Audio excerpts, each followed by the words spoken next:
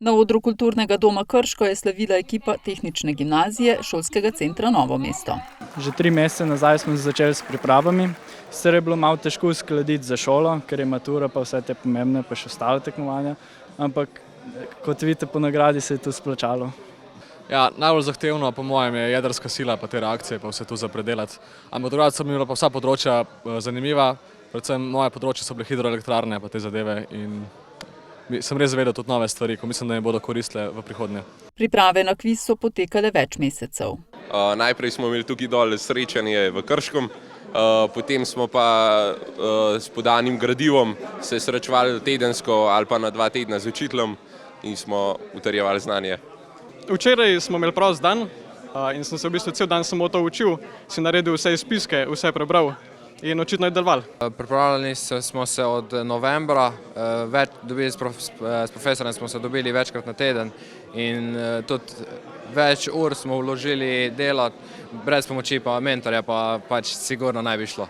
Pripravljali smo se s profesorji, z našimi mentorji, sami smo doma šli čez gradivo, predvsem pa je res veliko časa smo namenili temu, tako da tudi šola ni veliko trpela na ta račun, ampak prosti čas je pa kar bil omejen zaradi priprav na tekmovanje. In zakaj je pomembno, da se mladi izobražujejo o energiji in energetiki?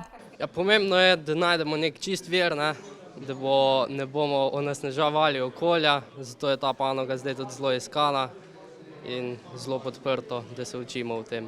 Zato, ker vsi vplivamo na naše okolje in na cel svet. S tem, ko se vsi izobražujemo v tej smeri, lahko tudi pripomoremo k boljšemu svetu za vse, ne samo za sebe. Ja, jaz menim, da je to predvsem pomembno za našo prihodnost v tej smeri, če se bomo mogoče v tej smeri zaposlili, pa tako. Zato, ker je v tem veliko prihodnosti, bomo imeli probleme z oskrbo z energijo. Ker mislim, da je v bistvu brez energije danes ni nič, bilo kjera, jedrska, vetrna, hidro, to je prihodnost.